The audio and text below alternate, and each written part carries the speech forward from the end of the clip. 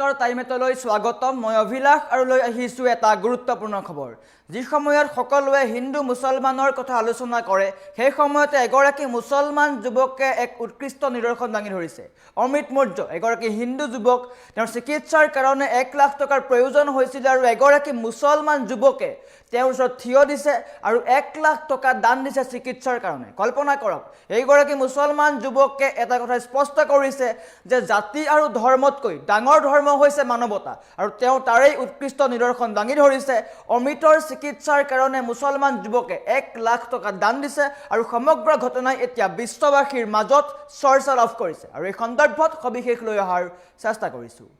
জনাই আছো এটা ইতিবাচক খবৰ ডাঙৰ খবৰ মানৱতাৰ অনন্য নিদৰ্শন বাতৰিটো কমেন্ট কৰক শ্বেয়াৰ কৰক কিয়নো এটা ইতিবাচক খবৰলৈ আহিছো মুমূৰ্ষ হিন্দু যুৱকৰ প্ৰাণ বচাবলৈ আগবাঢ়ি আহিল মুছলমান সম্প্ৰদায় এই সদ্যহতে আমি দেখিবলৈ নাপাওঁ ৰুদ্ৰপুৰত অমিত মৌৰ্যৰ চিকিৎসাৰ বাবে মুছলমান সমাজৰ 1 লাখ টকা দান মৃত্যুৰ সৈতে যুঁজি থকা অমিত মৌৰ্যলৈ মুছলমান সমাজৰ সহায়ৰ হাত দান কৰিলে লক্ষাধিক টকা তাৰপিছতে উৎকৃষ্ট নিদৰ্শন দাঙি ধৰিছে আৰ্থিক সংকটত পৰা অমিত মৌৰ্যক সহায় কৰিবলৈ উবুৰি খাই পৰিছে মুছলমান লোকৰ চিকিৎসাৰ অভাৱত থকা অমিতৰ কাষত থিয় দিছে মুছলমান সমাজ আৰু চিকিৎসাৰ কাৰণে লাখ টকা দান দিছে 1 লাখ টকা দান দিছে এজন লোকে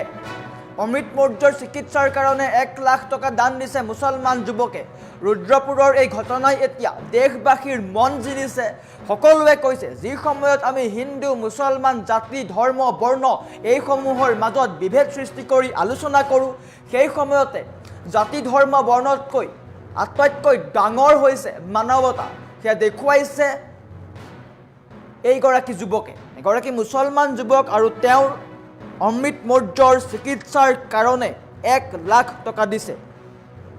আৰু ইয়াৰ পিছতে সমগ্ৰ বিশ্ববাসীৰ বা দেশবাসীৰ মন জিনিছে আপুনি বাতৰিটোত কমেন্ট কৰক কি ক'ব এই ক্ষেত্ৰত লৈ শ্বেয়াৰ কৰক বাতৰিটো শ্বেয়াৰ কৰক কিয়নো মুছলমান সমাজে এক উৎকৃষ্ট নিদৰ্শন দাঙি ধৰিছে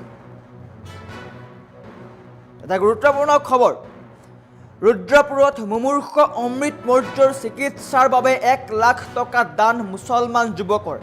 ধৰ্ম আৰু জাতিৰ ঊৰ্ধত যে মানৱতাৰ আটাইতকৈ ডাঙৰ ধৰ্ম তাৰেই এক জ্বলন্ত নিদৰ্শন দেখা গ'ল উত্তৰাখণ্ডৰ ৰুদ্ৰপুৰত গুৰুতৰ ৰোগত আক্ৰান্ত হৈ মৃত্যুৰ সৈতে যুঁজি থকা অমিত মৌৰ্য নামৰ এজন যুৱকৰ প্ৰাণ ৰক্ষা কৰিবলৈ আগবাঢ়ি আহিছে মুছলমান সম্প্ৰদায়ৰ একাংশ লোক আৰ্থিক সংকটত জুৰুলা অমিতৰ পৰিয়াললৈ সহায়ৰ হাত আগবঢ়াই এজন মুছলমান ব্যক্তিয়ে 1 লাখ টকা পৰ্যন্ত আৰ্থিক অনুদান আগবঢ়ায়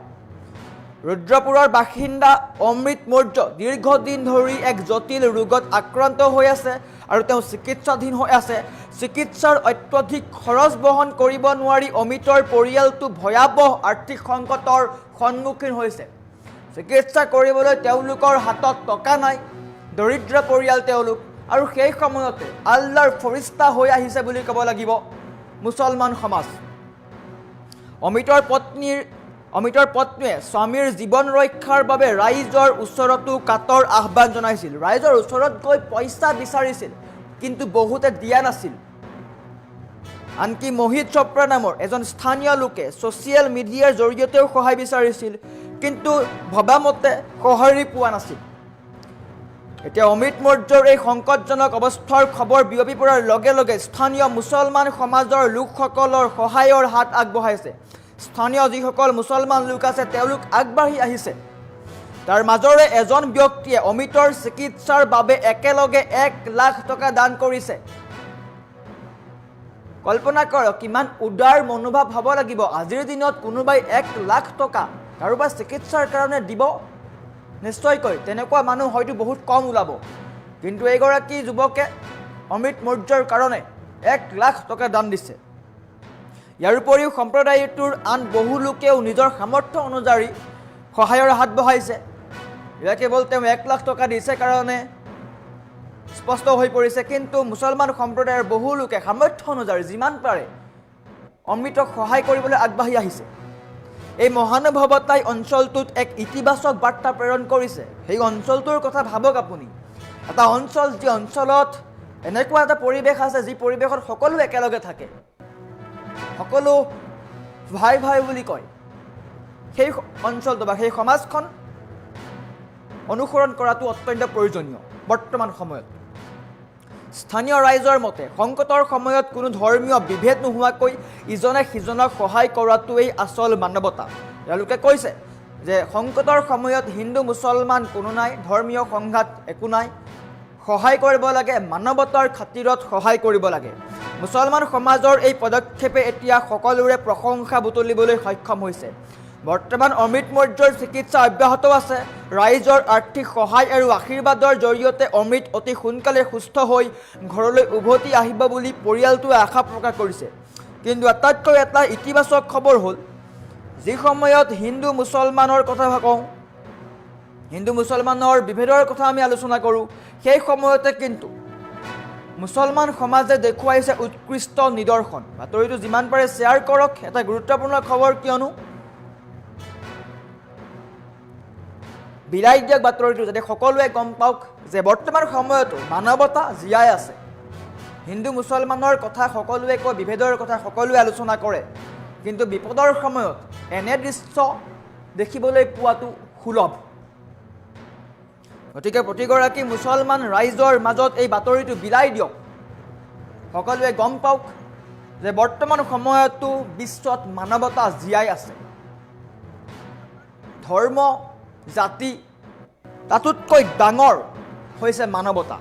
ইয়াৰ পিছতে স্পষ্ট হৈ পৰিছে এই কথা, অমৃতৰ চিকিৎসাৰ কাৰণে 1 লাখ টকা দান দিছে। হয়তো 1 লাখ টকা দান দিয়াটো আজিৰ কাৰণে কোনেও এনেকুৱা কাম নকৰে। 1 লাখ টকা দান কোনেও নিদিয়ে। অন্য লোকৰ কাৰণে 1 লাখ টকা দান দিয়াটো